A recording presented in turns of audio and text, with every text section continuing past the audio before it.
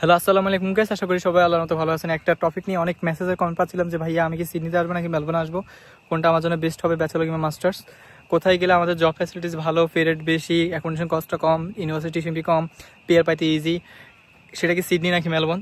এই বিষয় নিয়ে আপনাদের খুব বেশি কনফিউজ আমি দেখছি। আপনার অনেকেই খুব বেশি কনফিউজ, আপনাদের কনফিউশন অনেক বেশি। সো আজকে ভিডিও দেখার পর আপনার কনফিউশন সব দূর হয়ে যাবে, যে আপনি সঠিক সিদ্ধান্ত নিতে পারবেন যে আপনি কি সিডনিতে যাবেন নাকি মেলবোর্ন যাবেন। সো এই ভিডিওটা আপনার জন্য একটা বেস্ট ভিডিও হতে যাচ্ছে। তো মেইন পয়েন্টে যাচ্ছি। ফার্স্ট পয়েন্ট হচ্ছে ওয়েদারের কথা চিন্তা করলে মেলবোর্ন ওয়েদারের খুবই ট্রিকি। এই রোদ, এই বৃষ্টি, এই ঠান্ডা, 5 মিনিট আগে বৃষ্টি, 5 মিনিট পরে রোদ, 5 মিনিট পরে ঠান্ডা।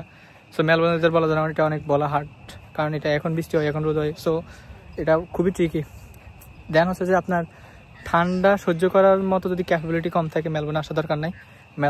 মেলবোর্নে হচ্ছে আপনার ঠান্ডার সময় 5 ডিগ্রি নিচেও নামে। সো আপনি যদি ঠান্ডা সহ্য না করতে পারেন তাহলে সিডনি আপনার জন্য বেস্ট একটা অপশন হবে।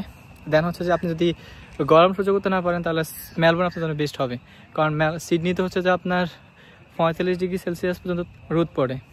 সো আপনি যদি গরম সহ্য না করতে পারেন তাহলে মেলবোর্ন আসতে পারেন, আর যদি ঠান্ডা সহ্য করতে না পারেন তাহলে আপনি সিডনি যেতে পারেন। দ্বিতীয় পয়েন্ট, আমাদের যে জিনিসটা কনফিউশন থাকে সবচেয়ে বেশি, সেটা হচ্ছে যে আমাদের ফে রেটটা। অনেকে বলছে পার্ট টাইম জবে সিডনিতে বেশি পে করে, মেলবোর্নে কম করে। সো আজকে এটা ক্লিয়ার করে দিই। হ্যাঁ, আপনি যদি মেলবোর্নে জব করেন, পার্ট টাইম জব করেন, টিএফএনে জব, ট্যাক্সে জব করেন, সেক্ষেত্রে হচ্ছে আপনাকে সর্বনিম্ন পে করবে 25 পার আওয়ার। আর আপনি যদি সিডনিতে করেন, এক্ষেত্রে হচ্ছে ওরা আপনাকে পে করবে 27-30, মানে 27 থেকে 30-এর মধ্যে ওরা পে করে, এটা সত্য। আবার আপনি যদি বন্ধের দিনগুলোতে, যেমন শনি রবি, আবার শুক্রবার একটু বিজি থাকে, তো শনি রবিতে আপনাকে হয়তো ওরা মেলবোর্নে যদি জব করেন ট্যাক্সে, তখন ওরা তো আপনাকে পে করবে লাইক 30, 35, 40। বাট আপনি সিডনিতে করলে সেটা আপনাকে দেবে 40 থেকে শুরু, 40, 45, 50, 55। সো সিডনিতে অবশ্যই বেশি, এটা বলতে হবে। তবে হ্যাঁ, এটা সত্য, সিডনিতে ইনকাম বেশি, সিডনিতে অবশ্যই ইনকাম বেশি, বাট আবার খরচও বেশি। 3 নাম্বার পয়েন্ট, অ্যাকোমোডেশন কস্ট। আবার অনেকে জানেন না যে ভাইয়া আমাদের অ্যাকোমোডেশন কস্টটা কোথায় বেশি, কোথায় কম, কোথায় গেলে ভালো হয়।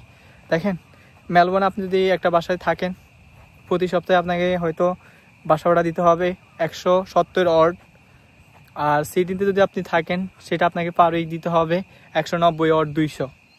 আপনি যদি স্পাউস বিষয়তে আসেন, বা আপনি যদি একটা সিঙ্গেল বাসা প্রেফার করেন যে আমি একটা সিঙ্গেল বাসায় থাকবো, তখন আপনাকে পার মান্থ দিতে হবে মেলবোর্নে 1200 থেকে 1300। বাট আপনি যদি সিডনিতে যায় থাকতে চান, সেক্ষেত্রে আপনার যাবে 1500 থেকে 1600, 200-300 ব্যবধান, অত বেশি ব্যবধান না। চতুর্থ নাম্বার যে পয়েন্টটা হচ্ছে যে জব ফ্যাসিলিটিস। দেখেন, মেলবোর্ন সিটিতে প্রচুর জব আছে, মেলবোর্নও জব আছে, সিডনিতে জব আছে। মেলবোর্নে যদি 120টা জব থাকে, সিডনিতে 140টা জব থাকবে, হয়তো 20টা বেশি থাকবে, এর বেশি জব না। আমরা অনেকে চিন্তা করি যে না, মেলবোর্নে সবচেয়ে বেশি জব কম, সিডনিতে বেশি জব। ভাই, সিডনি মেইন শহর, সিডনিতে একটু জব থাকবে, এটা স্বাভাবিক। বাট মেলবোর্নে জব না, এটা না। মেলবোর্ন সিডনি দুই জায়গাতেই জব আছে।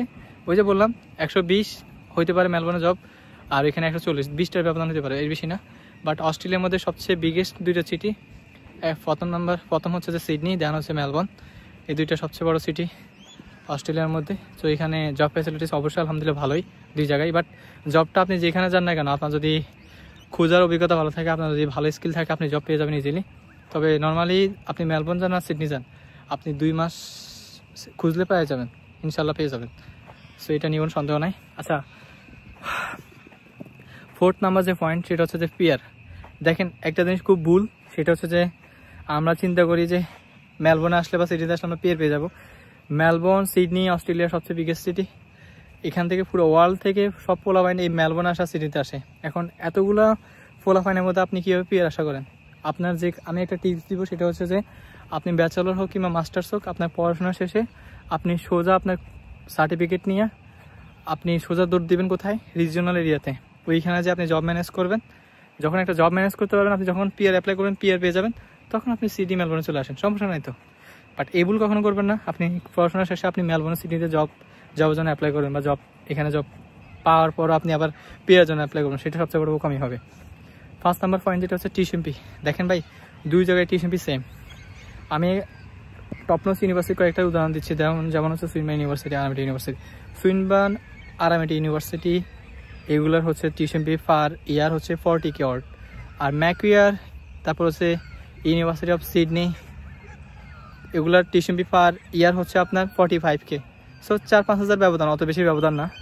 তবে বেস্ট কয়েকটা ইনস্টিটিউট কলেজের কথা বলতেছি, যেমন সিডনিতে আছে কলেজ আছে Sydney secondary college, Charles college, তারপর হচ্ছে যে আপনার AIB, আর মেলবোর্নে হচ্ছে যে MIT, তারপর হচ্ছে যে আপনার BIT, ভিক্টোরিয়া কলেজ। সো এগুলা মেলবোর্ন জন্য বেস্ট। সো 2 জায়গার টিউশন ফি সেম, বাট কয়েকটা ইউনিভার্সিটি ইনস্টিটিউট আর কলেজের কথা বললাম, আপনারা এখানে অ্যাপ্লাই করতে পারেন যদি আপনাদের মন চাই, যদি বাজেট কম হয়ে থাকে, IELTS স্কোর কম হয়ে থাকে, তাহলে আপনি এগুলোতে অ্যাপ্লাই করেন। এগুলো বিশেষ আলহামদুলিল্লাহ অনেক ভালো।